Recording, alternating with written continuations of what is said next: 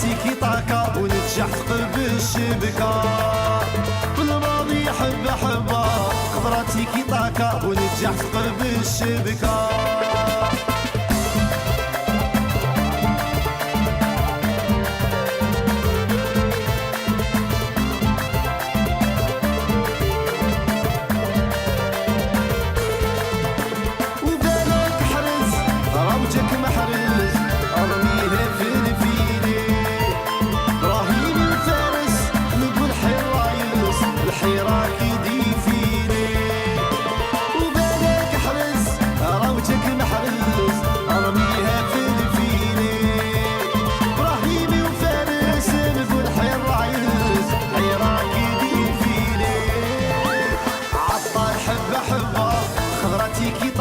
بنيلي ثقب الشبكة يعطل حبة حبة خضرة تيكي طاكا بنيلي ثقب الشبكة.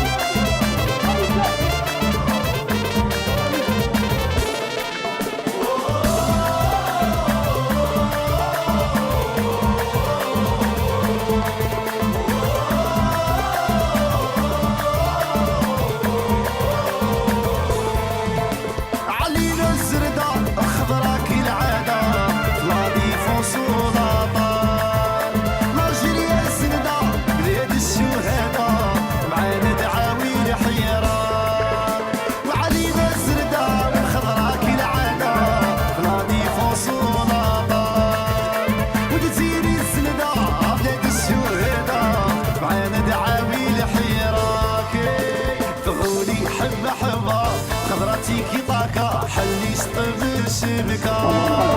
فغولي حبة حبة خضرة تيكي طاكا وحلي سطب الشبكة. بعد المباراة اللي كنت فيها اليوم 24 ساعة على مباراة نيجيريا، كيفاش راهي المعنويات تاعك؟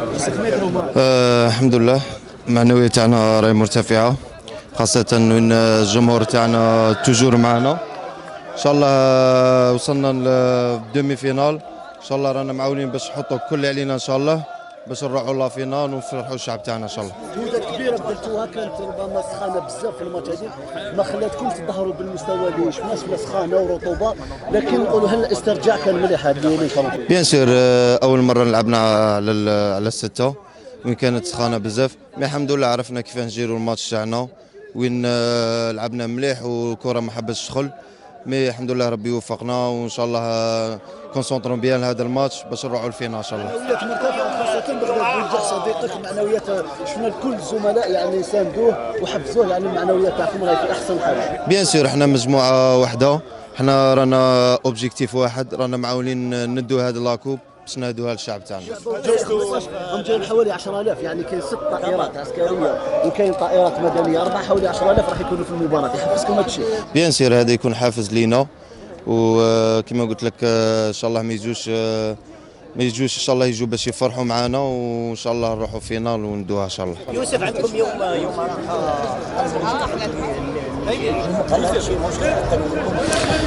بيان سور اثر فيزيكمون، مي احنا الحمد لله راه عندنا ريكيبيرينا بيان، وراه عندنا الطاقم الطبي اللي عاوننا بزاف باش نكونوا واجدين ان شاء الله في الديمي فينال. غياب يوسف عطال غادي يكون مؤثر، ان شاء الله احنا نلعبوا قلب باش نهدوه لهذا الفوز ان شاء الله. وقف مع بنا بلي خليل بلي كيفاش راهو دوكا بعد بغداد بونجاح لاعب كبير، وكما قلت لك ما يتاثرش بهذه سيرتو كي كاليفينا، ان شاء الله عندي كونفيونس فيه وعندي ثقه فيه باش يفرح الشعب الجزائري غدوه ان شاء الله. كما قلت لك احنا دروك رانا مجموعه واحده 23 جوار، مي تاثرنا باصابه تاع يوسف عطال، ان شاء الله رانا معاونين ان شاء الله باش نفوزوا ونهدوا لهذا الماتش ان شاء الله ليه ان شاء الله. المباراه راح تكون قويه بدون شك امام فريق نيجيريا، ربما شاهدتوه كيفاش يلعب، هل هو يقل اهميه على السنغال وربما كوت ديفوار؟ كما قلت لك دروك كي توصل ديمي فينال ما تخممش فريق كبير ولا شي كبير، تحاول دائما تطيح مع لي كلاب ملاح، حنا معاونين ان شاء الله باش نفوزوا بهذا الماتش ونروحوا فينا ان شاء الله. الجزائري يوسف كاع 48 ولايه خرجوا وهران الجزائر خاصه عندنا، ربما هذا الشيء يحفزكم اكثر من اي وقت مضى. بيان سور كما قلت لك الشعب تاعنا هو راس مالنا، حنا رانا معاونين ان شاء الله ديما خرجوهم يفرحوا ولما لا ندو كاس افريقيا ان شاء الله. عامل الاسترجاع يعني 120 دقيقه امام منتخب كوت ديفوار اللي كانت يعني طويله وطويله جدا، الشيء هذا ما ياثر عليكم راكم جاهزين؟ لا نشكر الطاقم الطبي اللي عاوننا وكما قلت لك جوار بروفيسيونيل اللي يكون واجد. رانا موافقين مع الكلاب تاعنا نلعبوا كل 3 جور. الحمد لله رانا بيان ريكيبيري ان شاء الله ورانا داخلين بقوه ان شاء الله هذا الماتش. يوسف تتمنوا تقابلوا تونس في النهائي؟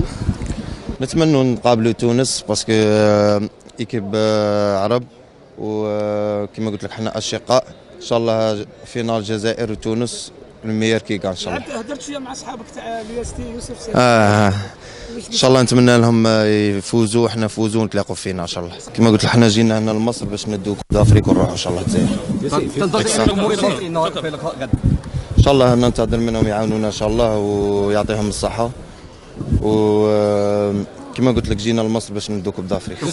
Comme vous l'avez dit, avant le tournoi, on aurait tout donné pour jouer ce match-là, jouer une demi-finale de Cannes.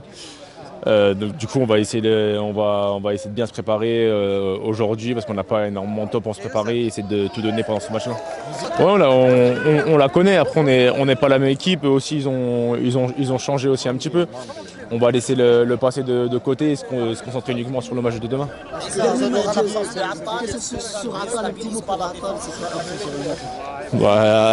Youssef, c'est Youssef, c'est un plaisir de l'avoir dans le groupe. Il a toujours le sourire, il est toujours là pour rigoler. Du coup, on est tous tristes pour lui de cette blessure. C'est un élément important du groupe et on va essayer de gagner pour lui demain, Inch'Allah. Comment ? On verra ça demain, mais après on est un groupe de 23 joueurs, je pense que les 23 sont capables d'être titulaires dans cette équipe et il faut faire confiance en tout le monde. Il y aura le soutien du supporter demain.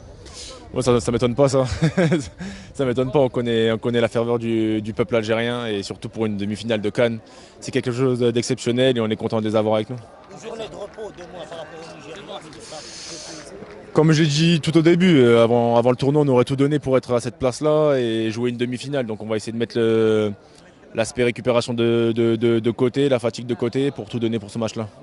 On va pas parler du passé, on va se concentrer uniquement sur demain et essayer de bien préparer ce match. Entière satisfaction de la défense algérienne. Najib Douguera dit que Mandi Ben Amri c'est la clé de cette réussite, bien sûr en mettant en avant le travail énorme du bloc équipe. Non mais après comme je vous disais avant, quand on prenait énormément de buts, je vous disais que c'était pas seulement la défense qu'il fallait incriminer. Et je pense que je l'ai répété pas mal de fois. Et dans ce cas-là, pareil, c'est pas que la défense qu'il faut mettre en avant, c'est le travail de tout un groupe. Quand on voit des joueurs devant comme Bagdad qui donnent tout sur le terrain, qui font les premiers défenseurs entre guillemets, ça nous facilite entre guillemets le travail. Quand on a un bloc équipe, qu'on a des joueurs comme ça qui courent partout, ça facilite le groupe. Les Nigériens ne réussissent pas trop. Est-ce qu'il y a un discours propre à ce match donné ou préféré par le coach Ben Madi? Non, pas plus que ça, non. Comme je vous l'ai dit, on laisse le passé de côté. Les statistiques, ça reste des statistiques.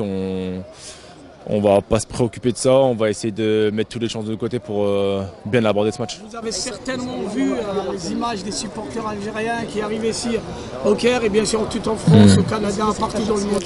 Vous avez vu ça? Ouais. Ça, déjà ça m'étonne même pas parce qu'on connaît la ferveur du peuple algérien et une demi-finale de la Cannes c'est quelque chose d'énorme. Du coup on est très heureux qu'ils soient là pour nous supporter. خاض المنتخب الوطني اليوم آخر حصة تدريبية قبل مباراة الغد أمام نيجيريا. كل اللاعبين كانوا جاهزين ما عدا اللاعب يوسف عطال الذي أصيب في مباراة كوت ديفوار وهو لن يلعب اللقاءين القادمين مهما كانت نتيجة مباراة نيجيريا. الفريق الوطني اليوم كان مركز جدا على هذه المباراة التي تنتظره أمام نسور نيجيريا غدا إن شاء الله.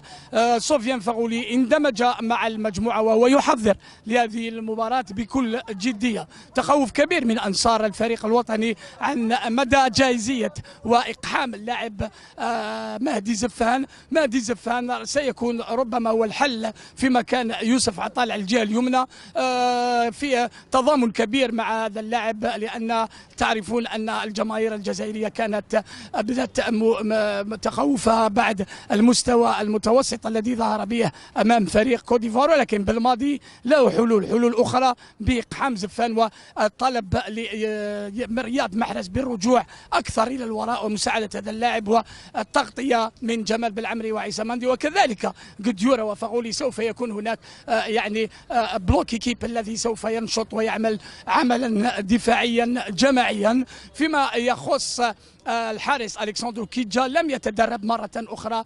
الحارس المنتخب الوطني هو يعاني من آلام في الظهر. تصريحات جينو ترور كانت غريبة لما أراد أن يجعل أو يحول الضغط من لاعبيه إلى داخل بيت المنتخب الوطني، ولكن رد جمال بالماضي كان إيجابيا للغاية. قال أننا في النصف النهائي ولا أستطيع أن أؤمن أن هناك حصان أسود ومرشح للذهاب إلى النهائي. تصريحات جيرنو ترور ربما قد تحفز أكثر لاعبين الفريق الوطني وسوف تحثهم على التركيز أكثر والجدية أكثر في هذه المباراة. أظن أن حضور أنصار الفريق الوطني كذلك في هذه الحصة التي عرفت عددا كبيرا كذلك من الصحفيين الدوليين سوف يعطي كذلك حافز أكبر، لأن المناصرين طلبوا اللاعبين بإتمام هذه الدورة بفوز على نيجيريا والذهاب إلى النهائي وتحقيق الحلم بلعب نهائي في ملعب القاهرة. كان معكم مؤمن أيد قاسي وكمال الشريف، مبعوث الهداف إلى القاهرة.